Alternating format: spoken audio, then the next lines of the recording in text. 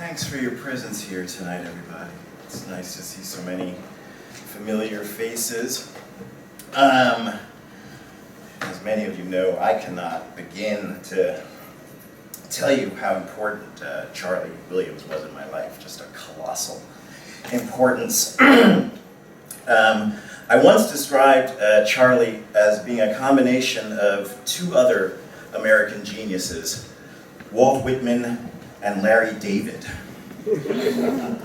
Charlie was a cuddly curmudgeon, and as we've seen already, though his poems could be dark, there was also a lot of humor in them.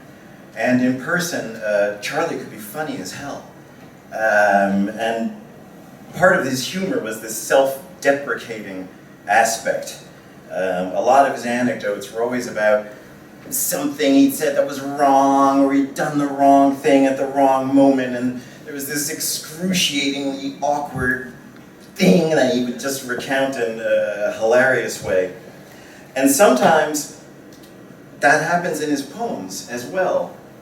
He'll sort of seize on one of these painful moments that pass between people, and then he'll just burrow into it. He'll just keep drilling down into the specificity of that awkwardness, that pain, and then the poem suddenly bursts and it blossoms and goes wide into this all-embracing vision of what happens between us all in all its bittersweetness.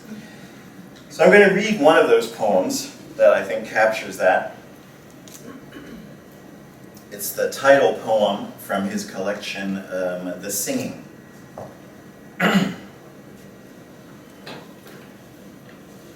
I was walking home down a hill near our house on a balmy afternoon under the blossoms of the pear trees that go flamboyantly mad here every spring with their burgeoning forth.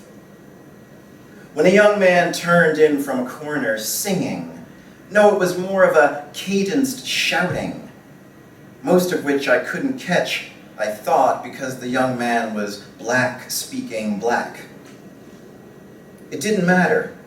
I could tell he was making his song up, which pleased me. He was nice looking, husky, dressed in some style of big pants, obviously full of himself, hence his lyrical flowing over. We went along in the same direction. Then he noticed me there, almost beside him, and big, he shouted, sang, big. And I thought how droll to have my height incorporated in his song.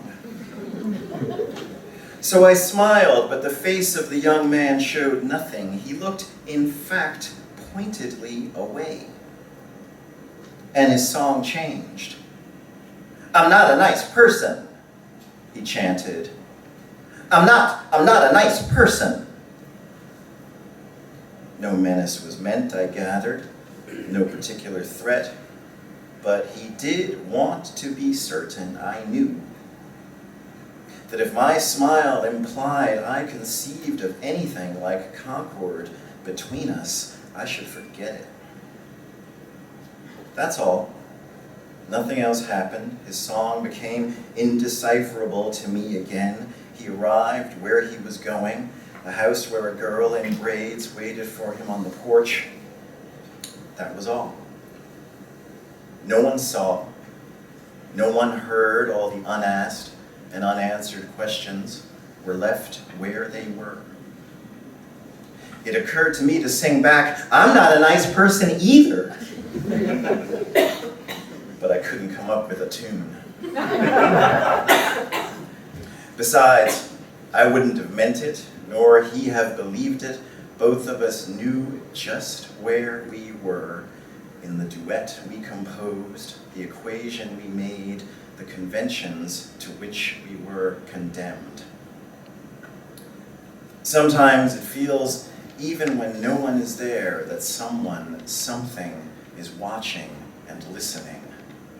Someone to rectify, redo, remake this time again, though no one saw, nor heard, nor was there.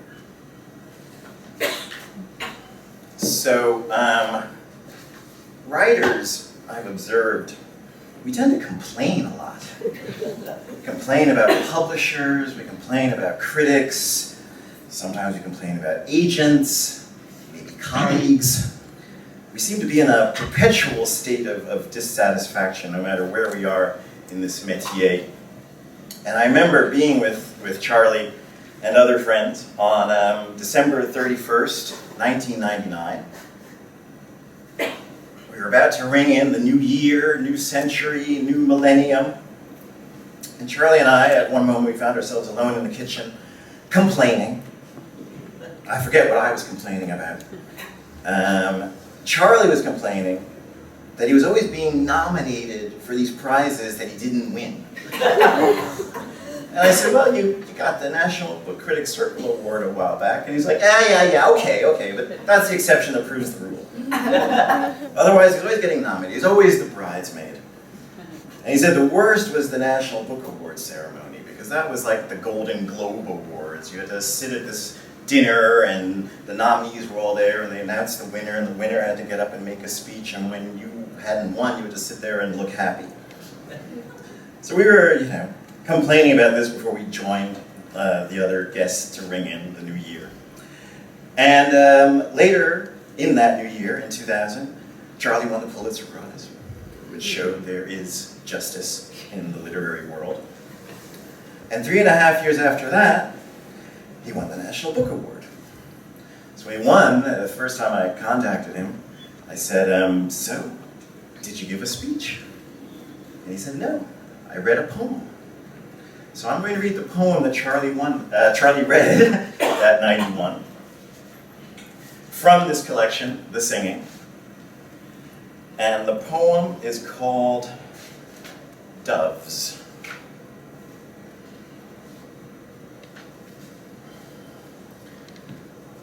So much crap in my head. So many rubbishy facts. So many half-baked theories and opinions. So many public figures I care nothing about, but who stick like pitch. So much political swill. So much crap, yet so much I don't know, and would dearly like to. I recognize nearly none of the bird songs of dawn. All I'm sure of is the maddeningly vapid hoo, hoo, hoo of the doves.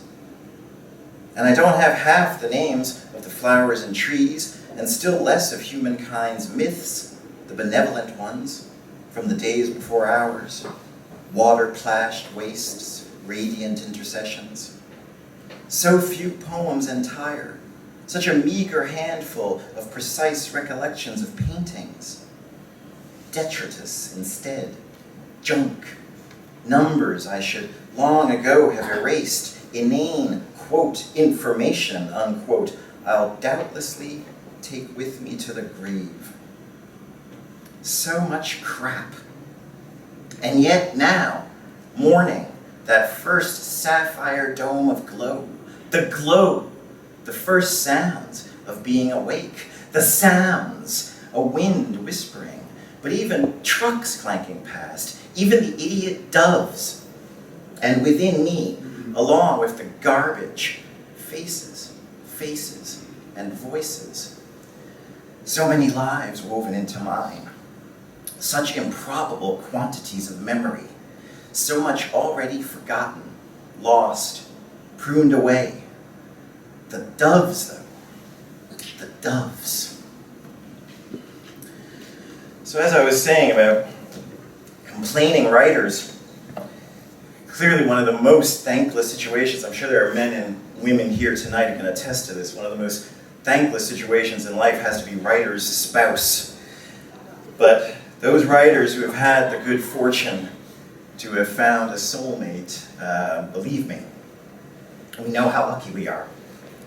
And Charlie knew how lucky he was to have found Catherine and to have her in his life. And I think her presence is here tonight with her sister Pascal and other family members. And her presence is in the poems, for sure. The love they shared is in these poems. Catherine asked me to read a particular poem from the collection, Repair, the poem that gives the collection its title, Invisible Mending.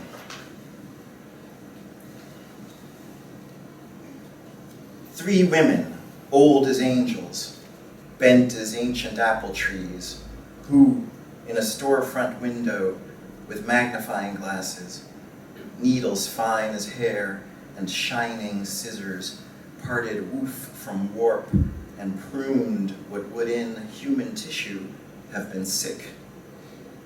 Abrasions, rents and frays, slits and chars and acid splashes, filaments that gave way of their own accord from the stress of spanning tiny, trifling gaps, but which, in a wounded psyche, make a murderous maze.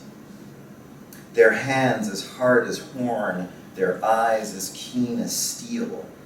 The threads they worked with must have seemed as thick as ropes on ships, as cables on a crane, but still their heads would lower, their teeth bare to nip away the raveled ends. Only sometimes would they lift their eyes to yours to show how much lovelier than these twists of silk and serge the garments of the mind are, yet how much more benign their implements than mind's procedures of forgiveness and repair. And in your loneliness, you'd notice how really very gently they'd take the fabric to its last, with what solicitude gather up worn edges to be bound, with what severe but kind detachment wield their amputating shears. Forgiveness and repair. I'm going to close with a short piece. One of Charlie's last books was this beautiful piece of work. I think poets call this a chapbook, but they're not actually poems. These are prose pieces that compose a 31-page love letter to Catherine. The title of the book is Catherine's Laughter, and I'd like to close with a short piece called Squelched. Sometimes her laugh gets squelched somewhere under her throat. It's trying to rise, but she's holding it back, keeping it in its little cage. This is when she's said something she knows is funny, and you're laughing. She tries to hold her face still, but her smile is so eager to insinuate itself into her voice, she can hardly manage it. Her eyes close with it. Her torso struggles not to quake, rock with it. Her lips are screwed shut. Then she can't do it anymore. The laughter erupts. The notes of it shine through. It's here. It's arrived. What a pleasure, a friend once remarked, to make that woman laugh. Thank you.